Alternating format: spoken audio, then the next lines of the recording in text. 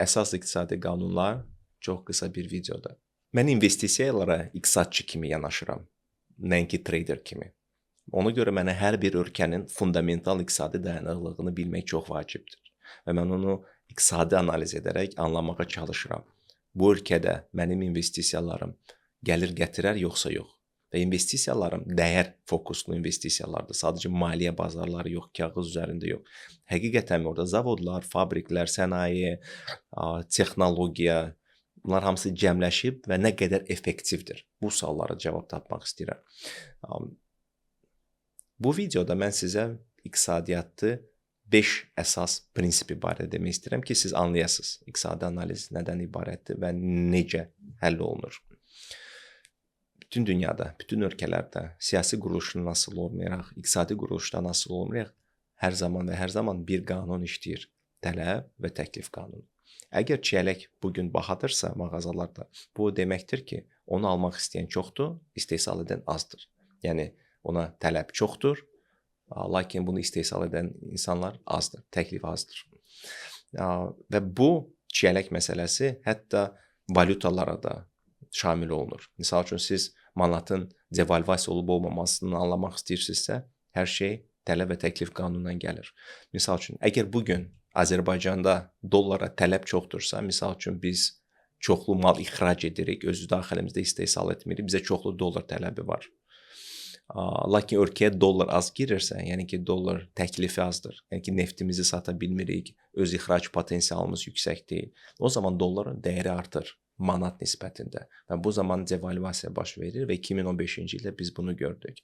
Əgər tam tərsidirsə, misal üçün 2015-ci ilə qədər 2006-2015 bizim neft ixracımız o qədər idi ki, bizə o qədər dollar gəlirdi ki, bizə o qədər dollar lazım da deyildi. Çünki bizim iqtisadiyyatımız balaca idi və biz ölkəyə gələn dollarların heç yarısını belə istifadə edə bilmirdik ki, başqa xarici ölkələrdə nəsə mal alaq, xarici ölkələrə investisiya edək. Buna görə 2006-cı, 2015-ci illər ərzində biz rahat şəkildə dollar səviyyəsini, manat səviyyəsində eyni saxlaya bilirdik 0.78-də. Lakin 2015-ci ildə ki, bizim ixracımız azaldı, neft ixracımız azaldı, dollara tələb artdı. Lakin təklif artmadığına görə devalvasiya uğradı Azərbaycan manatı 2 dəfə və 1.7 oldu. Və 2015-ci ildən bu günə qədər biz bunu saxlaya bilirik. Bu da tələb təklif qanunun əsasında gəlir. Və eyni şeyi, misal üçün siz əgər commodity trading dediyimiz, misal malların tradinginə getsəz, orada da tələb və təklif qanunu. İnsanlar çoxalırsa, dünya üzrə deməli qida da çoxalacaqdır, ət istehsalı da çoxalmalıdır, buğda istehsalı da çoxalmalıdır. İnsanlar azalırsa hansısa bir ölkədə orada deməli tələb də azalacaqdır və hər bir şey bunun üzərində qurulubdur. Tələb və təklif qanununu mütləq öyrənin, anlayın. Cəmi bir dərsdir. Və bunu biz öz kursumuzda da keçəcəyik, daha ətraflı danışacağıq. İqtisadiyyatın ikinci qanunu. Resurslar limitlidir. Daim olaraq defisitdədir. Siz nəyəsə xərcləyəndə pulunuzu digərinə xərcləyə bilmirsiniz. Bunu fundamentdə anlamalısınız. Siz bugün daha yaxşı maşın almaq istəyirsinizsə, deməli investisiya daha az pul yönəldəcəksinizsə, siz daha böyük bir ev almaq istəyirsinizsə, deməli daha səyahət edəcəksinizsə. Bu dünyada belə bir şey yoxdur ki, həmişə hər şeyə pul çatsın. Hətta çox varlı insanlar belə əgər xərclərinə və istəklərinə nəzarət etməsə, bu pulu çox qısa zamanda xərcləyib bitirə bilərlər.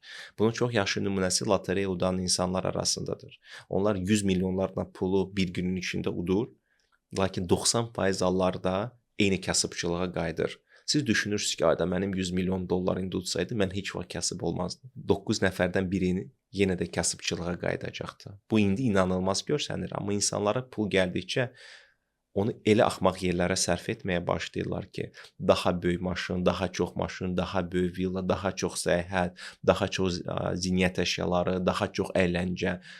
Və siz düşünürsünüz ki, 100 milyon böyük puldur, amma bir də görürsünüz ki, bir neçə il ərzində o tam məhv oldu.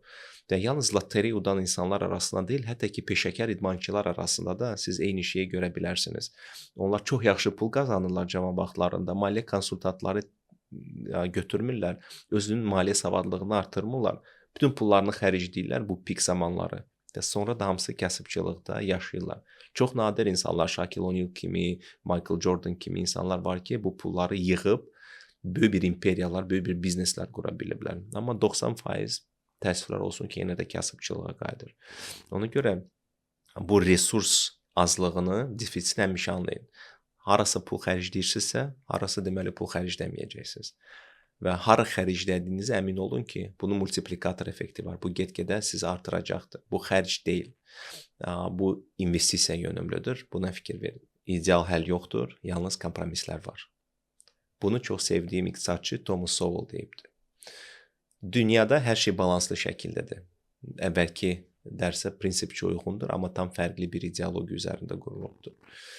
Hal-hazırda çoxlu debatlar var. Kapitalizm, sosializmə qarşı. Hansı daha effektivdir, hansı daha effektiv deyil. Demokratiya, yoxsa avtoritar rejimlər. Hansı yaxşıdır, hansı pisdir. Və biz daim olaraq hər hansı bir tərəfi seçməli oluruq. Lakin hər bir tərəfi seçəndə siz nədənsə kompromisə gedəcəksiniz. Məsəl üçün biz Avropanı götürək. Avropanın orta sinifi bizim şuurumuzda bəlkə daha rahat həyat sürür. Onlarda iş saatı daha azdır. Onlarda təhsil və səhiyyə sahəsi daha ucuzdur ABŞ ilə müqayisədə. ABŞ-də daim olaraq çoxlu işləmək lazımdır. Sən orada işləməsən, sistem səni məhv edir. Orada sosial təminatlar çox azdır. Orada əmək qanunvericiliyi daha az insan yönümlüdür, daha çox biznes yönümlüdür. Avropada isə daha çox işçi yönümlüdür, nəinki biznes yönümlüdür.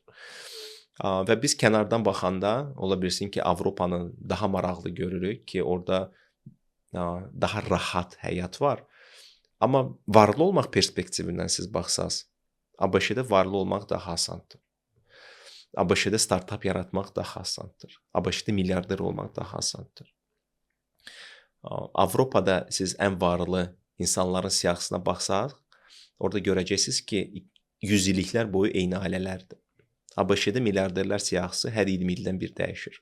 Yəni ki, əgər milyarder olmaq istəyirsinizsə, onda ABŞ məntiqi isə daha yaxşıdır. Əgər siz orta sinif təbəqəsi qalmaq istəyirsinizsə, çox innovasiya yönümlü deyirsinizsə, çoxlu dəyişiklik yönümlü deyirsinizsə, çoxlu işləmək niyyətində deyirsinizsə, Avropa daha yaxşı model kimi görsənə bilər. Amma onun da minusları var və biz indi onu görürük. Qərar qəbul edə bilmirlər. 200-lük standartları var.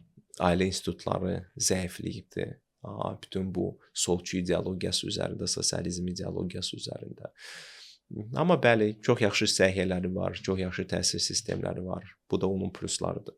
Siz də həyatınızda qərarlar qəbul edəndə, misal üçün mən 20 yaşımda qərar qəbul edirəm ki, mən 20 yaşında çoxlu əylənməyəcəm, ümumiyyətlə əylənməyəcəm. Mən 20 yaşlarımı, varlığımı, sərvətimi yığmağıma sərf edəcəm.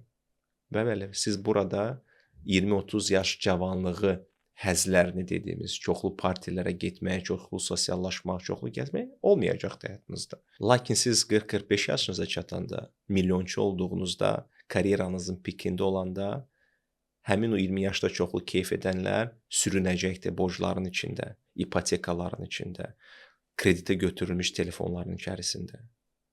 Seçim yenə də sizindir. Bu günləri nədənsə yaymaq, keçmək ki, gələcəkdə tam rahat mali azadlıq əldə edərək həyatınızı istədiyiniz kimi davam etdirməkdir. Yoxsa həmişə, hər zaman bir balaca əyləncə qatacaqsınız, hər gün bir dənə kofe əlavə edəcəksiniz öz fikirlərinizin içinə, lakin ömrünüzün axırına kimi bu cür sürünəcəksiniz. Heç vaxt mali azadlığını əldə etməyəcəksiniz. Seçim sizindir. Mən həmişə deyirəm, fiziki güclü olmaq çətindir. Siz hər gün gələk idmanla məşğul olasınız, düzgün qidalanasınız. Amma inanın ki, zəif olmaq da çox çətindir. Çünki sizin daxili güvəniniz olmayacaqdır, əzələ kütləsiniz olmayacaqdır, siz daha da tez xəstələnəcəksiniz. Bu da çətindir. Eyni ilə budur. Varlanmaq çətindir, amma kasıb qalmaq da çətindir. Sadəcə varlanmağı hansısa bir səviyyəyə qədər çox çətindir. Nə vaxt ki, siz mali azadlığını əldə edəcəksiniz. Mali azadlığını əldə edəndən sonra artıq həyat rahatdır. Amma kasıbçılıq elədir ki, sizin ömrünüzün axırına kimi o dünyaya yola salmayana kimi sizinlə bərabərdir. Ona görə siz qərar verin, hansı çətinliyi seçəcəksiniz.